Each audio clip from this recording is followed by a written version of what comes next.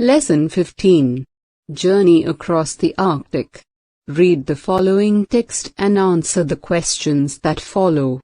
Borgoslan crossed the North Pole from Russia to Canada. He walked. He skied. He swam. And he did it alone. Here is an excerpt from his journal. The first week of the last big solo expedition of my life nearly defeated me. I had prepared for 2 years. I was in top shape. I was motivated. I was battle-tested. I had trekked alone to the North Pole and across the South Pole in the previous years. I was ready for a triathlon from hell, a 1,240-mile ski, walk, and swim from Russia to Canada, making me the first person to cross both poles alone. But only days after pushing off alone, the sledge with all my supplies began to break, its runners came loose, and its Kevlar coating cracked and was worn by the sharp edges of new pack ice. I'd already survived one brutal night when the Arctic Ocean nearly swallowed my first camp. The next morning I couldn't find snow to melt for fresh water. Finally I spotted patches of frozen condensation on the leeward side of some ice blocks and scraped together enough for a cooking pot. A close call. But what about the sledge? I spent day 3 trying to repair it with improvised tools, hand drilling 262 holes and sewing damaged parts together. It didn't work. I was torn. Do I call in a chopper from Siberia to fetch me and try again next year? Or do I order another sledge? I wanted to complete this trek without support. I called for a new sledge, and on day 12 it arrived. The delivery unsettled me. The helicopter crew represented home and warmth. Over the next few days I struggled to regain a sense of purpose. I set small goals. I tried to find joy solitude again. That's the key to success on the ice. The right equipment also helps. I use a mix of the traditional and the high-tech. My boots are copies in synthetic material of those worn nearly a century ago by Roald Amundsen. While journeying to the South Pole, I navigate with the help of GPS, and most days I call home on a satellite phone. My sledge is loaded with food and fuel. This time I've also packed 2 items no one has used before on an expedition like this, a dry suit so I can swim across leads and a sail to let the wind pull me along on my skis when conditions are right. The Arctic is so much more forbidding than the Antarctic. I am always walking on frozen seawater. There's no land anywhere beneath me. I have to take off my skis and walk through rough sections. It's like scrambling through bomb wreckage. When I find fresh pack ice, I measure its thickness with marks on my ski poles. The data I collect will help the Norwegian Polar Institute study global warming. I measured ice in 1994 too. It's thinner now. I've started to feel the layers of civilization peel away. It takes weeks to find your animal self.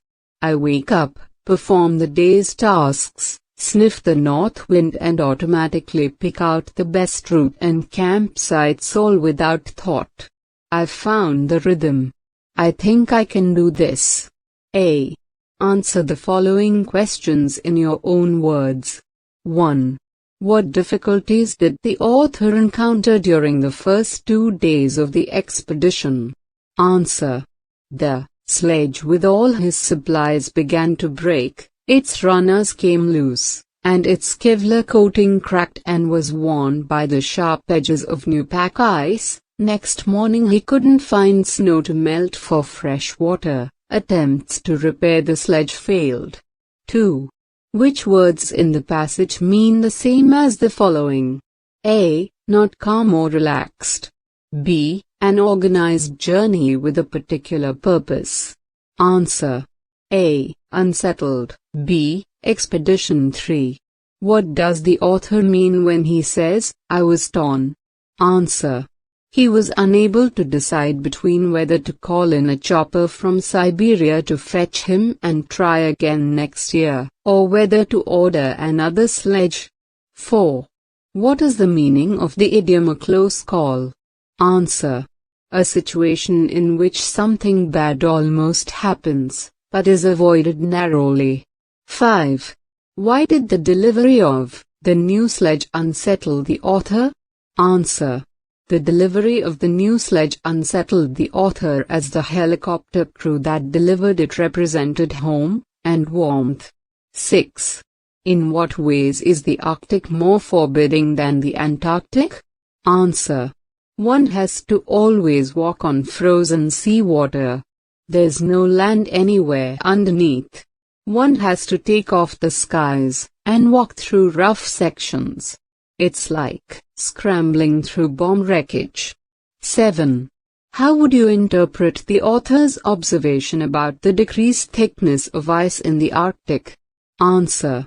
Global warming causing melting ice caps. 8. Comment on the difference between the author's tone in the first and the last lines of the excerpt. Answer. He sounds defeated in the beginning. But overcoming the hardships has its advantages, and he starts to enjoy the loneliness and feels one with nature. He feels confident by the end of the passage. 9. The delivery of the new sledge gave the author an unsettled feeling because a. The wrong sledge was delivered. B. The helicopter was a nuisance to his journey. C. The crew represented warmth and home. Answer. C. The crew represented warmth and home. B. Match the words in column A with their meanings in column B. 1. Excerpt. Answer. G. A small portion of a film, text, music, etc. 2. Motivated. Answer. D. Enthusiastic and optimistic about doing or achieving something. 3. Brutal. Answer. J. Very harsh, unpleasant, violent. 4. Scrape. Answer. A. Use a sharp or hard object to remove something from a surface. 5. Improvise. Answer. H. Do or create something without preparation or from whatever is available. 6. Fetch. Answer. C. Bring something for someone. 7. Solitude. Answer. I. The state or situation of being alone. 8. Navigate. Answer. B. Plan and direct the course of a ship, aircraft or other form of transport. 9. Forbidding. Answer. F. Hostile and threatening. 10. Wreckage. Answer. E. The remains of something that has been badly damaged or destroyed. C. Write the noun, formed from the following verbs. 1. Navigate. Answer. Navigation. 2. Improvise. Answer. Improvisation. 3. Measure. Answer. Measurement. 4. Perform. Answer. Performance. 5. Prepare. Answer. Preparation. D. Change the following into passive voice. 1. Borgoslan crossed the North Pole from Russia to Canada alone. Answer. The North Pole was crossed from Russia to Canada by Borgosland on his own. 2. The first week of the expedition nearly defeated me. Answer. I was nearly defeated by the first week of the expedition. 3. The delivery of the new sledge unsettled me. Answer.